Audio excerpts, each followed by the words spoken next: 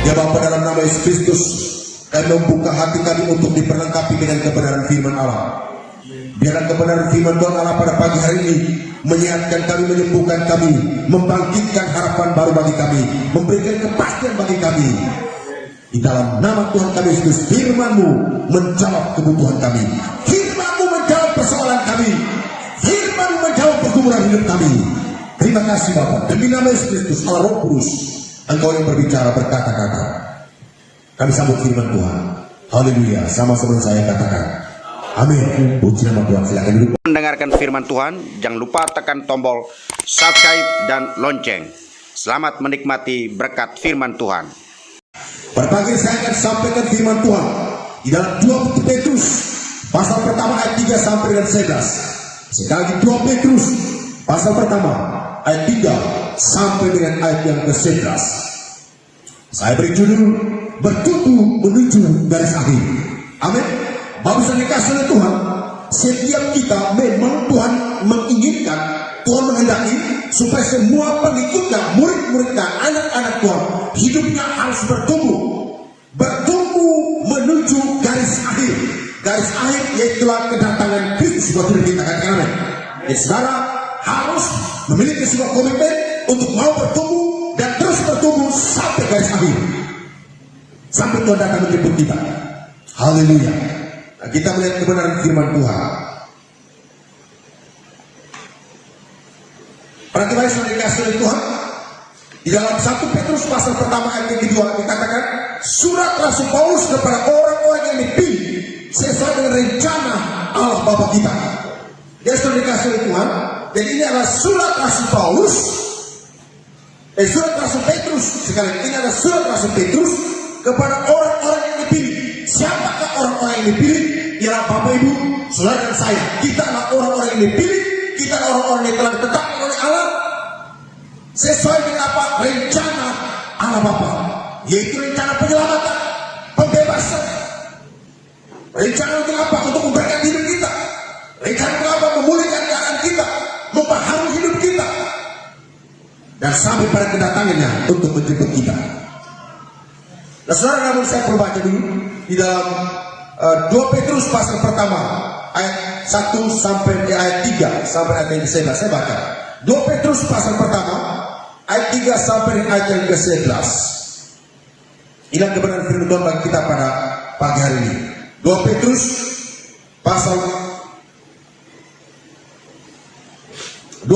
pasal pertama ayat 3 sampai dengan 11. 2 Petrus pasal pertama ayat 3 sampai dengan 11. Jadi kira firman Tuhan, karena kuasa ilahinya telah menganugerahkan kepada kita segala sesuatu yang berguna untuk hidup yang saleh oleh pengenalan kita akan Dia yang telah memanggil kita oleh kuasa yang mulia dan ajaib. Dengan jalan itu Dia telah menganugerahkan kepada kita janji-janji yang berharga dan yang sangat besar, supaya olehnya kamu boleh mengambil bagian dalam kodrat ilahi dan luput dari hawa nafsu duniawi yang membinasakan dunia. Justru karena itu kamu harus dengan sungguh-sungguh berusaha untuk menambahkan kepada imanmu kebajikan, dan kepada kebajikan pengetahuan, dan kepada pengetahuan penguasaan diri, kepada penguasaan diri ketekunan, dan kepada ketekunan kesalehan, dan kepada kesalehan kasih akan saudara-saudara, dan kepada kasih akan saudara-saudara kasih akan semua orang. Sebab apabila semuanya itu ada padamu dengan berlimpah-limpah, kamu akan dibuat menjadi giat dan berhasil dalam pengenalanmu akan Yesus Kristus Tuhan kita. Tetapi barang siapa tidak memiliki semuanya itu, ia menjadi buta dan picik karena dia lupa bahwa dosa-dosa yang dahulu telah dihapuskan. Karena itu saudara-saudaraku, berusaha sungguh-sungguh supaya panggilan dan pilihanmu makin teguh. Sebab jika kamu melakukannya, kamu tidak akan pernah tersandung. Dengan demikian kepada kamu, pada firman ini ayat yang terakhir, dengan demikian kepada kamu akan dikaruniakan hak penuh untuk memasuki kerajaan kekal, yaitu kerajaan Tuhan dan Juru Selamat kita Yesus Kristus.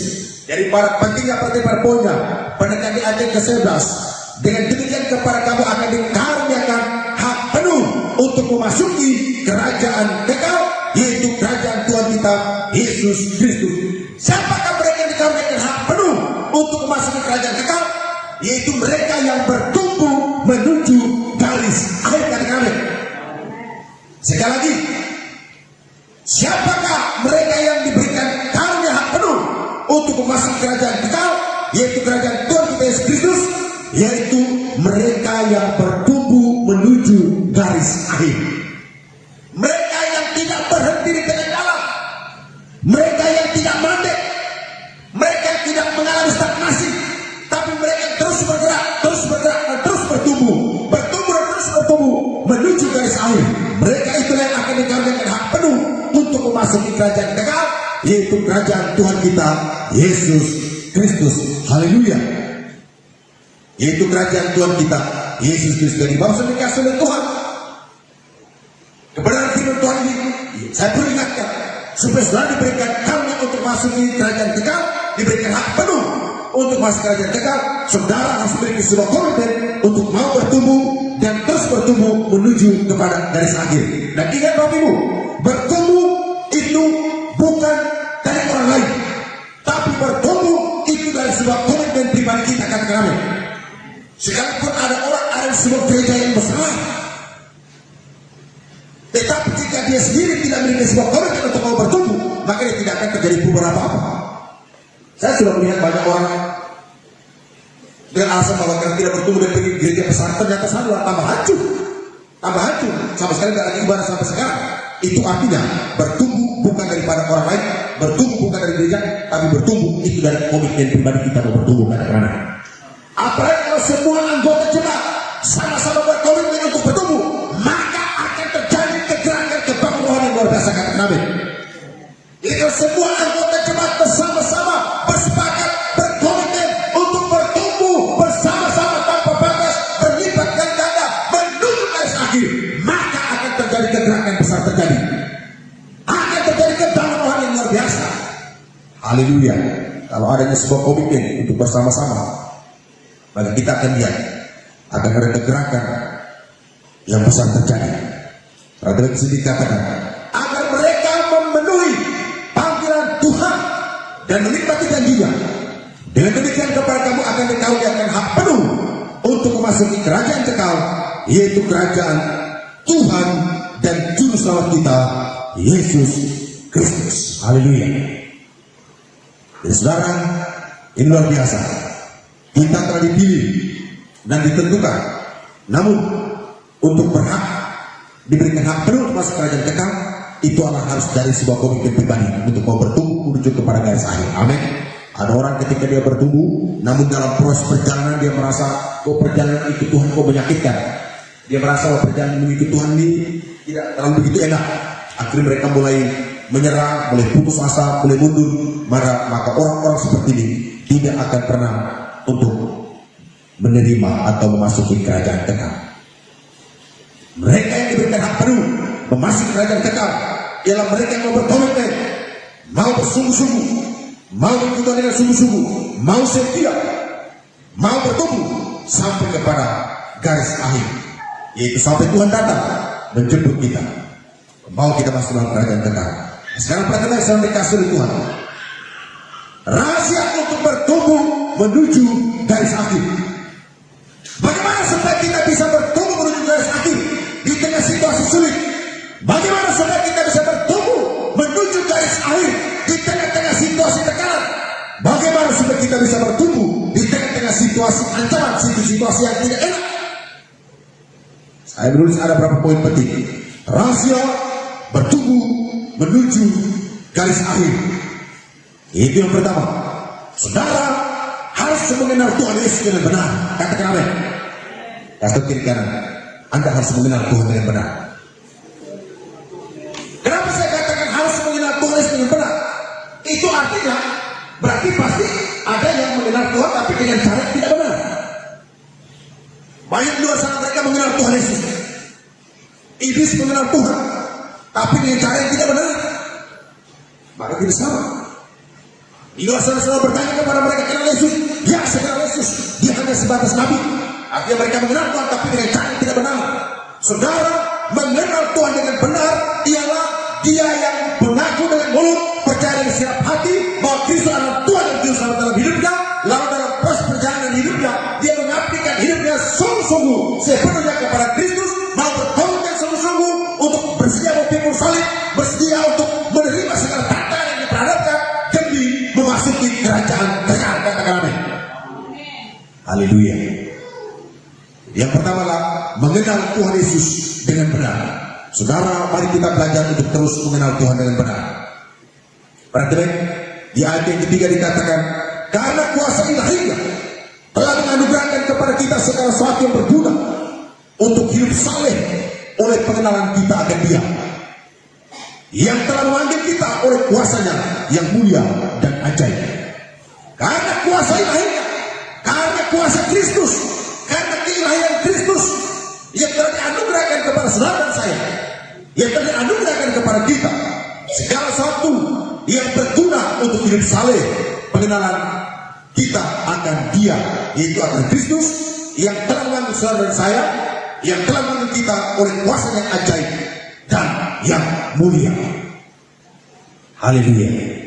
Saudara dikasih Tuhan. Lalu bagaimana kita bisa mengenal Tuhan?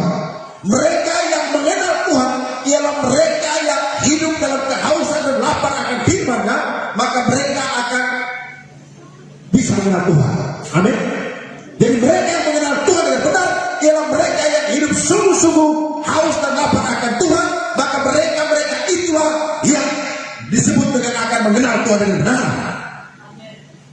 Saudara, ketika para seorang memiliki hati yang haus dan lapar akan kebenaran firman Tuhan, saudara saya beritahu, tidak ada yang menjadi rahasia bagi dia. Itu artinya Tuhan akan terus memberikan penyingkapan. Tuhan akan terus memberikan pengetahuan ilahi kebenaran firman Tuhan di dalam kehidupannya. Haleluya.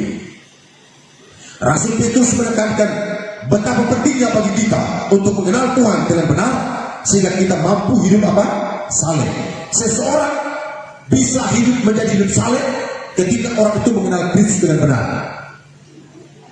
Sekarang kalau orang hidupnya tidak mengenal Tuhan dengan benar, dia sulit untuk menjadi hidup saleh. Tapi justru malah dia akan hidup dalam kekacauan, huru hara. Tapi ketika seorang dia belajar untuk mengenal Tuhan dengan benar, dikatakan betapa pentingnya bagi kita untuk mengenal Tuhan dengan benar, sehingga kita mampu hidup yang saleh. Nah, berarti baik. Bagaimana supaya kita dapat mengenal Tuhan dengan benar? Nah, jadi bagaimana supaya kita bisa bertumbuh menuju garis akhir? Yang pertama adalah mengenal Kristus dengan benar. Bagaimana supaya kita bisa mengenal Tuhan dengan benar? Berarti baik. Yaitu yang pertama, saudara, orang mengenal Tuhan dengan benar, yaitu pertama ketika dia hidup benar. Oh, saudara tidak akan bisa mengenal Tuhan dengan benar kalau hidup pun tidak benar. Begini maksud saya. Orang tidak bisa mengenal Tuhan dengan benar kalau hidupnya tidak benar. Makanya perhatikan. Kalau orang mabuk tanya Yesus, dia kenal. Tapi dia mengenal Yesus dengan cara yang salah karena hidupnya tidak benar. Makanya waktu saudara memberikan pemilu kasih berkata, oh Tuhan Yesus juga buktinya dia buat anggur menjadi air menjadi anggur. Itu buat orang mabuk. Itu artinya dia mengenal Tuhan dengan cara yang tidak benar. Kenapa? Hidupnya tidak benar. Dan bagaimana mengenal Kristus dengan benar? Pertama apa? Harus belajar hidup benar di hadapan Tuhan. Waktu kita hidup benar, maka Tuhan akan berikan penyingkapan, maka Tuhan akan terus membukakan mata hati rohani kita, sehingga kita bisa melihat kemuliaan Tuhan makin nyata dalam kehidupan kita. Katakan amin. Haleluya. Saudara, pertama, saudara harus hidup benar di hadapan Tuhan. Kalau mau mengenal Tuhan dengan benar, harus hidup benar. Perhatikan baik. Hidup dalam pertobatan, hidup dalam kekudusan Tuhan. Tuhan itu kudus. Dari sebab itu, tanpa kekudusan tidak seorang pun akan melihat Tuhan. Perhatikan Ibrani pasal 12 ayat 14 itu dari jelas. Bagaimana supaya kita bisa mengenal Tuhan dengan benar? Saudara harus hidup benar. Karena dalam Ibrani pasal 12 ayat 14 dikatakan, tanpa kekudusan tidak seorang pun akan melihat Tuhan. Kalau saudara mau melihat Tuhan makin dahsyat dalam hidupmu, kalau saudara mau melihat Tuhan makin nyata dalam rumah tanggamu, makin nyata dalam pekerjaanmu, saudara harus hidup benar di hadapan Tuhan. Amin. Sebab tanpa kekudusan, tanpa kebenaran dalam kehidupan orang itu, tidak mungkin atau dia tidak dapat berkenan kepada Allah. Dia dapat berkenan kepada Tuhan. So tanpa kekudusan tidak seorang pun akan melihat Tuhan. Tetapi dengan kekudusan kita bisa melihat Tuhan. Karena Allah itu adalah kudus. Haleluya. Yang kedua, bagaimana supaya kita bisa hidup benar? Saudara, kita tidak akan pernah bisa hidup benar kalau kita tidak menjadikan Tuhan sebagai penguasa tunggal atas hidup kita. Jadi mau supaya hidup kita menjadi benar, itu yang kedua, saudara, harus menjadikan Tuhan sebagai penguasa tunggal atas hidup kita. Kurios, katakan amin. Katakan kurios. Kurios itu akan menjadikan Tuhan, menjadikan Kristus menjadi Tuhan atas hidup kita.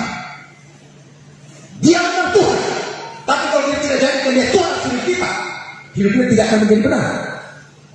Amin.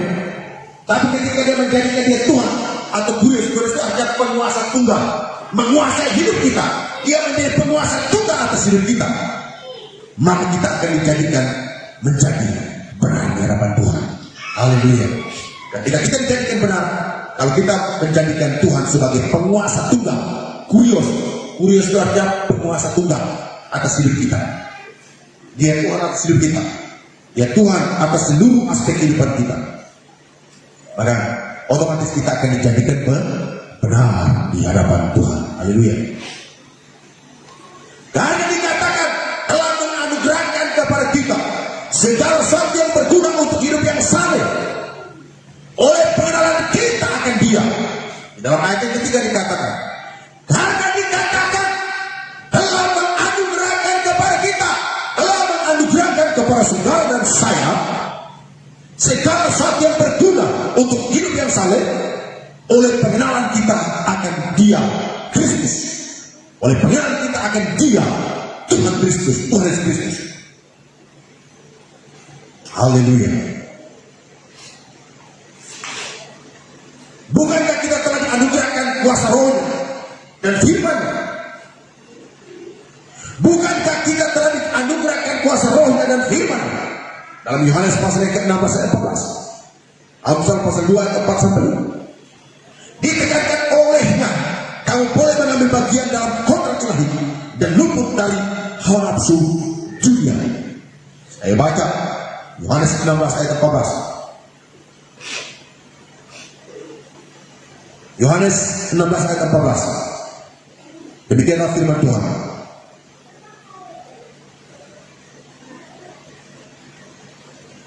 Ia akan memuliakan aku, sebab ia akan memberitakan kepadamu apa yang diterimanya dari padaku.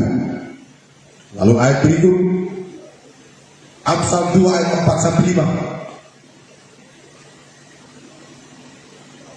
Amsal 2 ayat 4 sampai 5 berkata begini, jika engkau mencarinya seperti mencari perak dan mengejarnya seperti mengejar harta terpendam, maka engkau akan memperoleh pengertian tentang takut akan Tuhan dan mendapat pengenalan akan Allah. Dan sekali perbaik. Jadi perhatian saudara, bagaimana supaya kita bisa hidup benar, yaitu menjadikan Tuhan sebagai penguasa tunggal atas hidup kita, atau Kurios, menjadi penguasa tunggal atas hidup kita.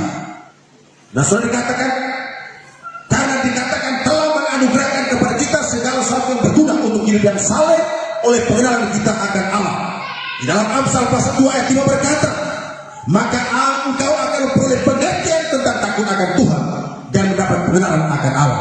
Bagaimana supaya kita bisa mendapatkan pengertian tentang takut akan Allah dan pengenalan kita akan Kristus?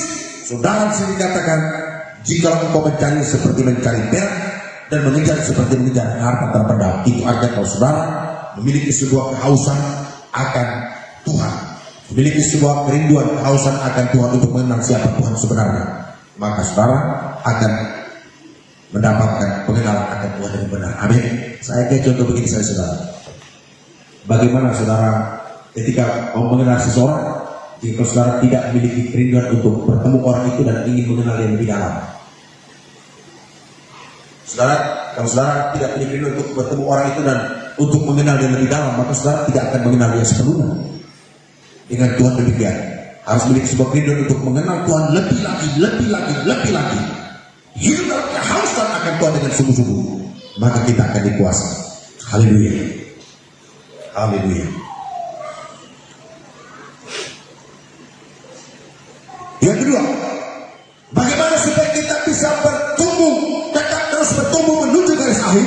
Yang kedua adalah perhatikan, meningkatkan iman kepercayaan kita kepada Kristus. Saudara tidak akan pernah bertumbuh jika saudara tidak meningkatkan iman saudara kepada Kristus. Amin. Tapi ketika kita terus meningkatkan iman kepercayaan kita kepada Kristus, maka kita akan mengalami pertumbuhan, yaitu bertumbuh menuju garis akhir. Haleluya. Haleluya. Harus saudara benar-benar meningkatkan iman saudara. Improving faith. Perhatikan baik. Justru karena itu kamu harus dengan sungguh-sungguh menambahkan. Perhatikan baik. Justru karena itu kamu harus dengan sungguh-sungguh berusaha menambahkan kepada imanmu kebajikan, dan kepada kebajikan pengetahuan, dan kepada pengetahuan penguasaan diri. Kepada penguasaan diri ketekunan, dan kepada ketekunan kesalehan, dan kepada kesalehan kasih akan saudara-saudara, dan kepada kasih akan saudara-saudara kasih akan semua orang. Nah, saudara, di dalam 2 Petrus pasal pertama ayat 5-7 ini yang dengan jelas dikatakan, justru karena itu kamu harus dengan sungguh-sungguh dikatakan, dengan sungguh-sungguh berusaha menambahkan kepada imanmu kebajikan, dan kepada kebajikan pengetahuan, dan kepada pengetahuan penguasaan diri, dan kepada penguasaan diri ketekunan, dan kepada ketekunan kesalehan, dan kepada kesalehan kasih akan saudara-saudara, dan kepada kasih akan saudara-saudara kasih akan semua orang. Kasih akan saudara-saudara kasih akan semua orang. Tadi kan sambil perhatian scouting ya. Perhatian. Dan kepada kasih akan kepada kesalehan kasih akan saudara, dan kepada kasih akan saudara kasih akan semua orang. Saudara, jadi ini poin penting buat kita. Itu di sini dikatakan bagaimana supaya kita bisa bertumbuh menuju garis akhir. Saudara harus meningkatkan iman kepercayaan saudara di dalam Kristus. Amin. Saudara harus meningkatkan iman kepercayaan saudara dalam Kristus. Karena pada waktu kita berusaha untuk berusaha dengan sungguh-sungguh meningkatkan iman kepercayaan kita kepada Kristus, maka saudara kita tidak hanya bertumbuh di garis akhir, tapi iman kita itu pun akan makin kokoh, iman kita itu pun makin kuat, iman kita pun akan makin radikal. Amin. Iman kita makin stabil. Nah, kalau iman kita makin kuat, saudara, sekalipun dihadapkan dengan situasi sulit, dihadapkan dengan masa-masa sukar, masa-masa kritis, kita tetap kokoh, iman kita kokoh, tidak akan pernah goyah. Kenapa? Karena kita belajar untuk mengenal Tuhan dengan sungguh-sungguh, yang akan menguatkan, mengokohkan iman kita. Haleluya. Melihat. Jadi untuk meningkatkan iman kepercayaan kita kepada Tuhan, kepada Kristus, yaitu prosesnya harus diawali dari apa? Perhatikan Bapak Ibu. Untuk meningkatkan iman kepercayaan kita kepada Kristus, prosesnya harus diawali dengan apa? Iman. Pertama harus iman. Jadi proses pertama diawali dengan iman, lalu dari iman itu akan menghasilkan apa? Kebajikan. Iman akan menghasilkan kebajikan. Nah, kebajikan itu akan memunculkan pengetahuan di dalam diri kita. Dan dari pengetahuan itu akan memampukan kita untuk apa?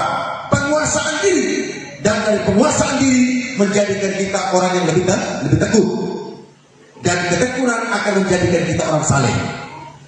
Kalau orang saleh, dia pasti akan hidup dengan kasih. Dan sekali lagi Bapak Ibu, untuk meningkatkan iman kepercayaan kita kepada Kristus, prosesnya diawali dengan iman. Dari iman itu akan membuahkan kebajikan. Dari kebajikan akan memunculkan pengetahuan akan kebenaran Kristus dalam diri kita. Dan dari pengetahuan itu akan menjadikan kita mampu menguasai diri. Saudara, bagaimana orang bisa menguasai diri kalau tidak memiliki pengetahuan akan firman? Tapi ketika dia memiliki pengetahuan akan firman, dia akan mampu menguasai diri, menahan diri dari hawa nafsu, menahan diri dari godaan, menahan diri dari keinginan daging. Dan dari penguasaan diri, itu akan menjadikan kita dari penguasa diri, akan menghasilkan ketekunan. Kita akan menjadi makin tekun, makin giat, makin tekun, makin giat. Dan dari ketekunan akan menjadikan saudara orang saleh. Saudara akan disebut orang saleh ketika saudara makin tekun di dalam Tuhan. Amin. Saudara akan dikatakan orang saleh ketika saudara makin tekun melakukan ketetapan-ketetapan, peraturan-peraturan, perintah-perintah firman Tuhan. Maka saudara akan disebut dengan orang yang saleh. Dan ketika saudara orang saleh, saudara pasti akan hidup dengan apa? Hidup dengan kasih. Amin.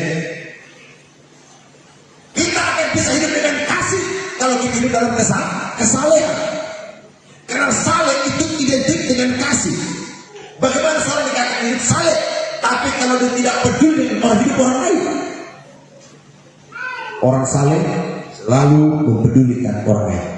Haleluya. Itulah akan menjadikan kita terus bertumbuh menuju garis akhir.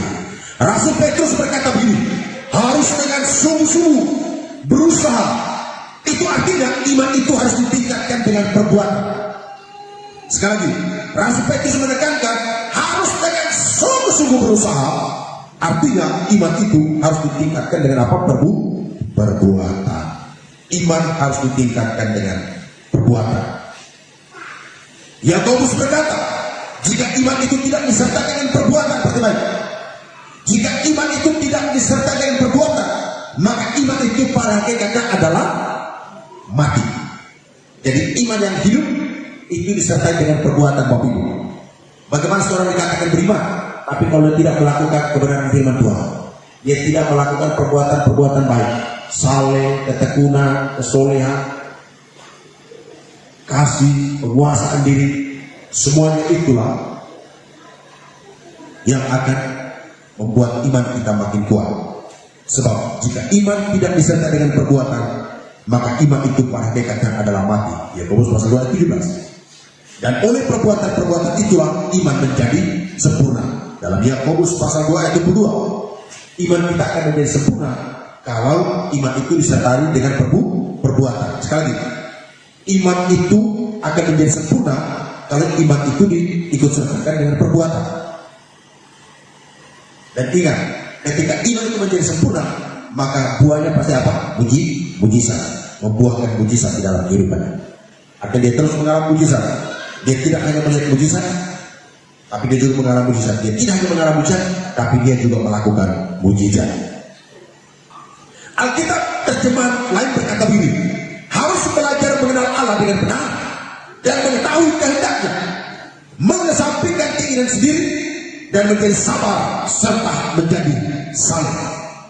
Sekali lagi, harus belajar mengenal Allah, mengenal Kristus, mengenal Tuhan dengan benar dan mengetahui apa kehendak Tuhan dalam hidupnya, apa kehendak Tuhan dalam hidup kita. Saudara belajar ini, kita belajar dari berbagai hal, saudara. Saudara bisa belajar dari persoalan, saudara bisa belajar dari tekanan, saudara bisa belajar dari tantangan.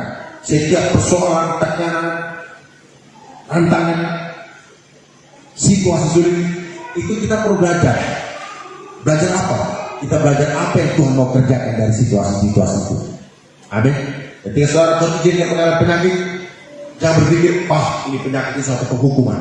Saudara harus belajar apa maksud Tuhan dari penyakit ini.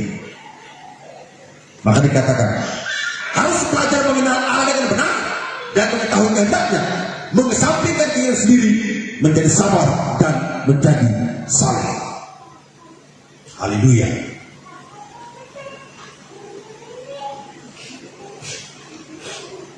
Hal ini memungkinkan kita untuk apa?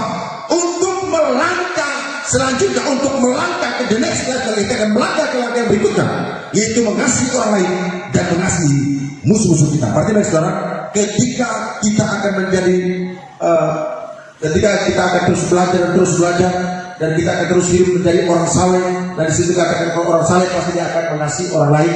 Ingat Bapak Ibu, maka kita akan dimampukan oleh Tuhan untuk dibawa melangkah selangkah ke depan, yaitu mengasihi musuh-musuh kita. Bagaimana orang bisa mengasihi musuh-musuh? Imannya sendiri aja nggak bertumbuh. Tapi orang yang bertumbuh juga sakit, dia mampu mengasihi musuh-musuhnya. Katakan amin. Haleluya. Kenapa? Karena dia sudah makin kuat, makin bertumbuh. Dia mampu mengasihi musuh-musuh.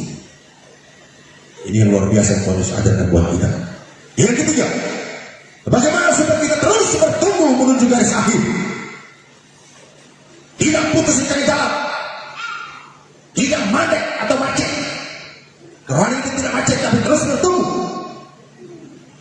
tidak mengalami stagnasi tapi terus bertumbuh, terus bergerak dan terus bertumbuh menuju garis akhir, menanti kedatangan Tuhan menjemput. Yang ketiga adalah mengikuti panggilan dengan kesungguhan. Saudara, kalau pagi saudara ada tempat ini, semua kita telah dipanggil oleh Tuhan. Semua kita dipanggil oleh Tuhan. Apa tujuan Tuhan panggil kita? Kita dipanggil untuk kesenangan Tuhan. Kita dipanggil untuk melakukan perbuatan baik. Kita dipanggil untuk mengenal Dia dengan benar. Makanya Yesus berkata, mana kepadaku semua yang letih lesu dan berbuat berat, aku memberikan kerajaan kepadamu. Kita dipanggil untuk mendapatkan kerajaan. Saudara dipanggil untuk mengalami kesembuhan. Saudara dipanggil untuk mengalami jawaban doa. Saudara dipanggil untuk menemukan jawaban-jawaban di tengah pergumulan hidup saudara. Sebab di luar Kristus tidak ada jawaban. Jawaban hanya adalah Kristus dan Dia menolong kita. Katakan amin. Haleluya. Oh, luar biasa Tuhan. Dia tahu persoalan kita. Dia tahu pergumulan hidup kita. Dia tahu masalah kita. Dia tahu tantangan yang kita hadapi. Dan Dia tahu kita tidak mampu menghadapi semua itu. Maka Dia berkata, marilah kepadaku semua yang letih lesu dan berbeban berat, aku akan memberikan kelegaan kepadamu. Haleluya. Marilah kepadaku semua yang letih lesu dan berbeban berat, aku akan menjawab doamu. Aku akan menyembuhkanmu. Aku akan menyehatkanmu. Aku akan berkati rumahmu. Aku akan berkati keluargamu. Aku akan berkati pekerjaanmu. Mau, makanya saudara, ada satu kesaksian teman saya, dia dari kaum Kedah. Saudara, dia dari kaum Kedah. Jadi waktu dia sholat tahajud, sebentar dia sholat tahajud, tiba-tiba dia melihat Tuhan Yesus berdiri di depannya. Dengan lembut Yesus memanggil dia. Yesus berkata begini, ikut aku. Ya, selanjutnya sholat lagi, sekali Yesus datang, Yesus berkata, mau selamat, ikut aku. Dia berkata, siapa kau? Aku tidak kenal. Yesus berkata begini, akulah jalan yang lurus. Haleluya. Akulah jalan yang lurus. Sekarang kita dipanggil untuk dibawa kepada kerajaan kekal. Amin. Saudara saya, kita dipanggil untuk masuk ke kerajaan kekal. Dan jika orang tidak mengikuti panggilan Kristus, maka dia akan mengalami kebinasaan kekal juga. Bersyukurlah saudara, kita dipanggil untuk masuk ke kerajaan kekal, yaitu kerajaan Tuhan kita, Yesus Kristus. Kerajaan yang tidak akan digoncangkan, dan kerajaan dari kekal sampai kekal, selama-lamanya kekal. Haleluya. Yang ketiga, untuk mengikuti panggilan Tuhan dengan kesungguhan, dengan sungguh-sungguh hati. Perhatikan dikatakan begini, berusaha dengan sungguh-sungguh supaya panggilan dan pilihanmu makin teguh. 2 Petrus pasal 3 ayat 10. 2 Petrus pasal 1 ayat 3 sampai 10. Dan ayat 10 dikatakan, berusaha dengan sungguh-sungguh supaya panggilan dan pilihanmu makin teguh. Saudara, supaya panggilanmu dalam Kristus dan pilihan untuk mengikuti Kristus makin teguh, apa yang dikatakan? Berusaha dengan sungguh-sungguh. Itu artinya saudara, ikut Tuhan tidak boleh main-main. Amin. Kita harus sungguh-sungguh. Ibadah sungguh-sungguh. Berdoa sungguh-sungguh. Supaya apa? Supaya panggilan dan pilihan kita makin teguh di dalam Kristus. Kalau panggilan dan pilihan kita makin teguh, makin kokoh, kita akan dibawa ke arah pertumbuhan, bertumbuh menuju garis akhir. Siapa yang memanggil kita? Yaitu Dia yang memanggil kita oleh kuasanya yang mulia dan ajaib. Siapakah Dia yang kuasa yang mulia dan ajaib? Kristus Yesus, Tuhan dan Juru Selamat kita. Dia yang memiliki kuasa yang begitu dahsyat luar biasa. Makanya Yesaya berkata begini, lambang pemerintahan ada separuhnya, nama yang disebut disebut operasi ajaib, Allah perkasa, Bapa yang kekal, Raja damai. Haleluya. Tidak ada orang yang dikatakan seperti Bapa. Adam tidak dikatakan seperti itu. Abraham pun tidak, Yakub pun tidak, Ishak pun tidak, Samuel tidak, Saul, Daud, Salomo tidak, Abraham tidak, Musa tidak, Elia, Elisa tidak. Hanya Yesus yang dikatakan Allah yang perkasa, Bapa yang kekal, Raja damai. Dikatakan lambang pemerintahan sebaunya, disebut orang penasihat ajaib, Yesus penasihat ajaib. Allah yang perkasa, dia Allah yang perkasa, Bapa yang kekal, dia Bapa yang kekal, Raja damai. Yang memperdamaikan saudara dan saya, yang memperdamaikan manusia dengan bumi, dan dia memperdamaikan dunia dengan Bapa, manusia dengan Allah, didamaikan. Haleluya. Haleluya. Apa panggilan kita? Kita dipanggil untuk memasuki kerajaan kekal. Perhatikan. Apa panggilan kita? Kita dipanggil untuk memasuki kerajaan kekal. Pilihan kita yang menentukan kita untuk dapat mencapai garis akhir dan memasuki kerajaan kekal. Jadi setelah dikasih Tuhan, Yesus telah mati buat kita, dan Yesus telah bangkit untuk kita. Dia hidup untuk kita, dia naik ke surga, dan dia akan datang kembali untuk menjemput kita. Dan Yesus memanggil kita. Namun baik-baik di sini saya tekankan, pilihan kita yang menentukan kita untuk dapat mencapai garis akhir dan masuk kerajaan kekal. Jadi untuk mencapai garis akhir dan masuk kerajaan kekal atau tidak, itu pilihan di pihak kita. Amin. Haleluya. Guys, tentukan pilihan. Haleluya. Tentukan pilihan hari ini.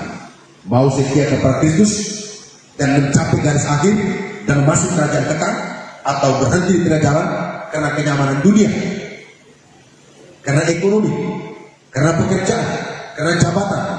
Banyak orang meninggalkan pekerjaan. Banyak orang meninggalkan pilihan mereka untuk masuk kerajaan kekal hanya karena pekerjaan. Banyak orang meninggalkan pilihan mereka untuk masuk kerajaan kekal hanya karena pasangan hidup. Banyak orang meninggalkan pilihan mereka untuk masuk kerajaan kekal hanya karena jabatan. Banyak orang meninggalkan pilihan mereka untuk masuk kerajaan kekal hanya karena ekonomi. Saudara, sebelum saya tutup, saya pinjam kesaksian dari salah satu almarhum om mertua. Dia sampai pensiun pangkatnya hanya kolonel. Satu angkatan dengan dia, teman-temannya sama-sama Nasrani. Teman-temannya sudah masuk sampai jenderal, dia stop di kolonel. Dan berapa kali itu dicamanya dia, berapa kali dia ditawarkan, udahlah kamu pindah agama aja, dan kalau mau pindah agama pangkatmu akan naik. Dia tetap berkomitmen, lebih baik saya mati dengan kolonel tapi masuk surga, tapi saya mati dengan jenderal dan masuk neraka. Itu komitmen dia waktu itu. Itu benar. Dan sampai almarhum pangkatnya hanya kolonel. Dan dia bersaksi, teman-temannya tinggalkan Kristus hanya karena pangkat. Bahkan dia katakan jangankan temannya, anak di bawahnya dia saja melonjak pangkatnya naik lebih tinggi dari dia, tapi dia tinggalkan Kristus. Jadi hanya karena pangkat dia tinggalkan Kristus. Akhirnya dia sampai pensiun pangkatnya hanya kolonel, tapi dia berkomitmen, dia bilang lebih baik saya mati dengan kolonel dan mati masuk surga daripada saya mati atau hidup dengan jenderal tapi mati neraka. Lalu kesaksian yang kedua, saudara, lalu selesai pensiun, ini kesaksian dia, selesai pensiun, pas pada waktu itu terjadi pemilihan Bupati Masohi. Pemilihan Bupati Masohi, tiba-tiba masyarakat mendorong dia untuk ikut calon. Dia sempat berpikir, saya cuma pensiunan dengan pangkat kolonel, saya tidak punya masa. Sedangkan lawan politik saya itu jenderal, punya masa yang begitu banyak. Pendukung dia lumayan berapa partai. Dia enggak, tapi tiba-tiba masyarakat mendorong dia maju. Akan dia berdoa dengan Tuhan, kalau dalam masyarakat ini menyuruh saya maju, ini karena suara Tuhan, oke saya maju. Saudara, pada waktu pemilihan ternyata dia terpilih menjadi Bupati Masohi. Kolnya mengungguli jenderal dengan punya banyak masa. Dia terpilih, saudara. Lalu waktu dia terpilih setelah pelantikan beberapa bulan atau minggu kemudian terjadi kerusuhan di Masohi. Tiba-tiba saudara itu tembakan peluru itu membunuh di rumah tinggalnya sampai dia bawa peluk istri anaknya tiar di lantai. Pas waktu masa kerusuhan di Ambon, Masohi sampai ke Poso. Dia bilang itu saat dia menjadi bupati Masohi. Jadi tembakan itu bukan lagi di rumah masyarakat, dia bilang sampai tembakan itu di rumah dinas bupati. Tapi Tuhan selamatkan mereka. Ingat Bapak Ibu, orang yang memiliki pilihan yang sungguh dalam Tuhan, Tuhan pasti proteksi hidupnya. Amin. Tuhan pasti akan terus proteksi hidup kita, melindungi kita, memelihara kita. Haleluya. Saya tutup firman Tuhan pada pagi hari ini. Perhatikan baik.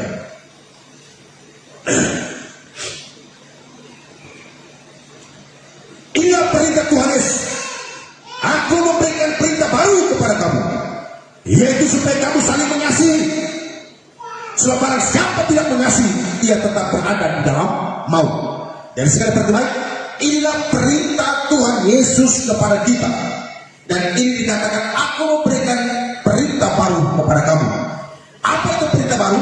Itu supaya kamu saling mengasihi.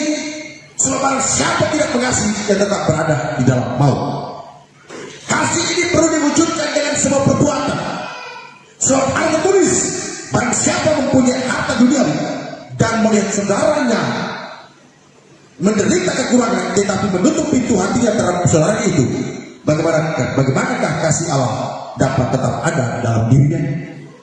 Tetapi jika seorang dia peduli orang lain, maka kasih Allah tetap ada dalam dirinya. Maka sudah dikasih Tuhan. Tidak mungkin seorang berkata dia mengasihi Allah, tapi kalau dia tidak mengasihi jiwa-jiwa. Tidak mungkin seorang berkata aku mengasihi Tuhan, tapi dia tidak mengasihi sama manusia.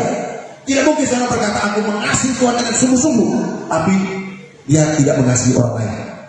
Tapi kalau orang itu mengasihi Allah, itu selalu identik dengan mengasihi jiwa-jiwa, mengasihi orang lain, mengasihi sesama. Dan itu merupakan perintah baru bagi kita.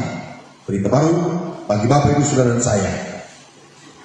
Mantapkan pilihanmu dan panggilanmu hari ini untuk dapat bertumbuh menuju garis akhir dan memasuki kerajaan kekal, yaitu kerajaan Tuhan dan Juru Selamat kita, Yesus Kristus. Sekali lagi Bapak Ibu, mantapkan pilihanmu dan panggilanmu pada hari ini untuk dapat bertumbuh menuju garis akhir dan memasuki kerajaan kekal, yaitu kerajaan Tuhan dan Juru Selamat kita, Yesus Kristus.